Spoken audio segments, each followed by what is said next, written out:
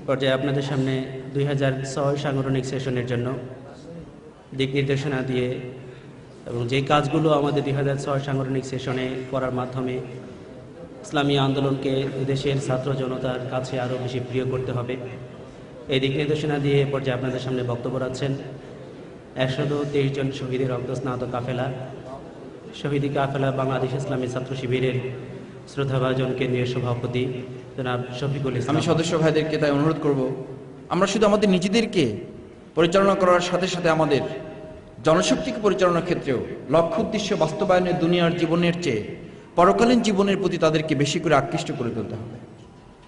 দ্বিতীয় যে বিষয়টি আমি আপনাদের কাছে বলবো, আমাদেরকে মনে রাখতে হবে লক্ষ্য উদ্দেশ্য বাস্তবায়ন আমাদের চূড়ান্ত শপথের প্রধান অংশ। লক্ষ্য এবং উদ্দেশ্য যেটি আমরা নির্ধারণ করেছি, আমরা যে শপথ গ্রহণ করেছি, সেই শপথের সবচেয়ে বড় অংশ হচ্ছে, প্রথম বাক্যটি হচ্ছে, আমার জীবনের লক্ষ্য উদ্দেশ্য হবে এই সংগঠনের লক্ষ্য উদ্দেশ্য। সদস্য ভাইয়েরা এখানে আজকে যারা উপস্থিত আছেন, আমি আপনাদেরকে বিনীতভাবে অনুরোধ করব, আমাদের শপথ যদি পর্যালোচনা করা যায়, তাহলে প্রথম বাক্যটি যদি আমাদের চোখের সামনে চলে আসবে, সেই বাক্যটি হচ্ছে, আমার জীবনের লক্ষ্য উদ্দেশ্য বলতে এই সংগঠনের লক্ষ্য উদ্দেশ্যই হচ্ছে আমার জীবনের সকল লক্ষ্য উদ্দেশ্যের একটি বড় দিক। আমাদের লক্ষ্য উদ্দেশ্য বাস্তবায়নে এই প্রধান চিন্তাটি মনে রাখতে হবে যে আমি যে শপথ গ্রহণ করেছি, যে শপথকে মনে করেছিলাম, যে শপথকে আমরা ধরে নিয়েছিলাম যে এই শপথই আমাকে আল্লাহ সন্তুষ্টি অর্জনের একমাত্র মাধ্যম হিসেবে আমরা গ্রহণ করেছিলাম। কারণ আমরা কোরআনের সেই বক্তব্যকে আমাদের মাঝে উজ্জীবিত রেখেছি। যারা সেদিন আল্লাহ রসুলের কাছে বায়াত গ্রহণ করেছিলেন, লাকাদ রাদিয়াল্লাহু আনিল মুমিনিন ইয ইউবায়ুনাকা তাহতা শাজারা, অবশ্যই সেই সকল মুমিনরা সন্তুষ্ট অর্জন করতে সক্ষম হয়েছে আল্লাহর, যারা আল্লাহ রসুলের কাছে বায়াত গ্রহণ করেছিলেন। ইয ইউবায়ুনাকা তাহতা শাজারা, লাকাদ রাদিয়াল্লাহ, অবশ্যই তারা আল্লাহ সন্তুষ্ট অর্জন করতে সক্ষম হয়েছে।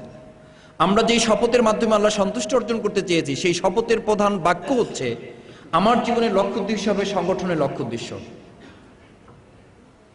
সেই লক্ষ্য উদ্দেশ্য বাস্তবায়নে আপনাকে এই লাকাদ রাদিয়াল্লাহু আনিল মুমিনিন, আল্লাহ সন্তুষ্ট অর্জন করার সাথে সাথে বিপরীত আরেকটি মেসেজও কিন্তু শপথের অঙ্গীকারে আবদ্ধ ব্যক্তির জন্য দেওয়া আছে। সেই বিপরীত বাক্যটি হচ্ছে, ফামান নাকাসা ফা ইন্নামা ইয়ানকুসু আলা নাফসিহি, তুমি আল্লাহ সন্তুষ্ট অর্জন করার জন্য যে শপথ গ্রহণ করেছো, তোমার সেই শপথ যদি কোনো কারণে ভঙ্গ হয়ে যায়, ফা ইন্নামা ইয়ানকুসু আলা নাফসিহি, তাহলে তার দায় দায়িত্ব তোমার নিজেকে বহন করতে হবে। কে তোমাকে শপথ গ্রহণ করিয়েছেন, কে তোমাকে উৎসাহিত করেছেন, কে তোমার জন্য পরিবেশ তৈরি করেছেন, সেটি আমার জন্য বিবেচনার বিষয় নয়। বিবেচনার বিষয় হচ্ছে আলা নাফসিহি, আমাকেই তো বহন করতে হবে, যেহেতু শপথ আমি গ্রহণ করেছি। আমি সদস্য ভাইদেরকে সেদিকে নজর দিতে বলবো যে আমাদের শপথের সবচেয়ে বড় অংশ হচ্ছে লক্ষ্য উদ্দেশ্য বাস্তবায়নের ক্ষেত্রে আমরা আমাদের জীবনের লক্ষ্য উদ্দেশ্য হিসেবে এই সংগঠনের লক্ষ্য উদ্দেশ্য হিসেবে গ্রহণ করেছি। তৃতীয় যে বিষয়টি আমি আপনাদের কাছে বলতে চাই, লক্ষ্য উদ্দেশ্য বাস্তবায়নে আমাদেরকে খেয়াল রাখতে হবে, আমি কি পেয়েছি তা বড় কথা নয়, আমি এই সংগঠনকে কি দিতে পেরেছি সেটা কি প্রধান বিষয়বস্তু হিসাবে নির্ধারণ করতে হবে। এই সংগঠন থেকে আমি কি পেয়েছি সেই চিন্তা করলে আমাদেরকে অনেক দূরে যেতে হবে। আমরা তা চিন্তা করে শেষ করতে পারবো না যে এই সংগঠন আমাদেরকে কত কিছু দিয়েছে, কিন্তু আমি এই সংগঠনকে কি দিতে পেরেছি সেই চিন্তা যদি আমি নিজেকে প্রেষণ করতে পারি, তাহলে আমাদেরকে আরো অনেক কিছু দেওয়ার আছে। এই মানসিকতা নিয়ে আমাদেরকে সামনের দিকে পা ফেলতে হবে। শহীদ আব্দুল মালিক ভাই আমাদেরকে সেই দৃষ্টান্ত রেখে গিয়েছেন। তার সাথে যিনি রাত্রি যাপন করেছেন আমাদের জেলার আমির পটুয়াখালীর, উনার কাছ থেকে একদম কাছে থেকে শুনেছি, এটি কোনো বই পড়ে শিখিনি। উনি বলতেন যে রাত্রি যাপন করার জন্য যে বেডে অবস্থান করতাম, মালিক ভাই সারা দিন কাজ করতো, রাতে কাজ করতো, 1টা, 1:30, 2টার সময় এসে বিছানায় শুয়ে যেত, আমাদের ঘুম ভেঙে যেত। উনি এসে শোয়া থেকে হঠাৎ করে উঠে বসে যেতেন। আমি জিজ্ঞেস করতাম, মালিক ভাই এত রাতে সারাদিন ক্লান্ত হয়ে এখন এসছেন, এখন না আপনি একেবারে ঘুমিয়ে পড়বেন? আমাদের যেটা হয়, সারাদিন ক্লান্ত হয়ে বিছানায় শুয়ে পড়ার সাথে সাথে ঘুম চলে আসে, কিন্তু মালিক ভাই এসে শুয়ে পড়তেন, এপাশ ওপাশ করতেন, হঠাৎ করে উঠে বসে যেতেন। সে বললেন যে আমি মালিক ভাইকে জিজ্ঞেস করতাম যে মালিক ভাই এত রাত হয়েছে, আপনার তো এখন ঘুমিয়ে পড়ার কথা।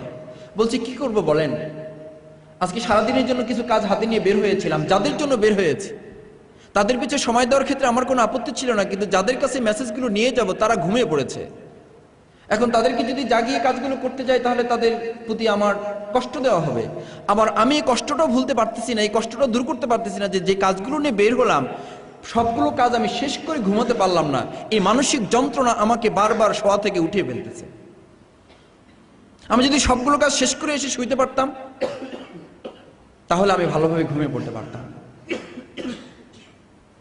এই কাফেলার একজন চূড়ান্ত শপথের জনশক্তি হিসাবে আমাদের মনের মধ্যে এই পেরেশানিটি তৈরি করে রাখতে হবে যে আমি সংগঠন থেকে কি পেয়েছি তা বড় কথা নয়, বড় কথা হচ্ছে এই সংগঠনকে আমি কি দিতে পেরেছি এবং আমার আরো কি দেয়ার আছে।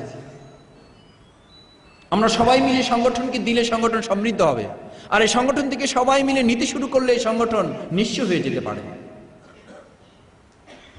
আমাদের কাছে যা আছে আমরা সব যদি উজ্জ্বল করে সংগঠনকে দিতে পারি, এই সংগঠন পুরো পৃথিবীর মানুষকে অনেক কিছু দেওয়ার মতো করে এই সংগঠন দাঁড় করতে পারবে।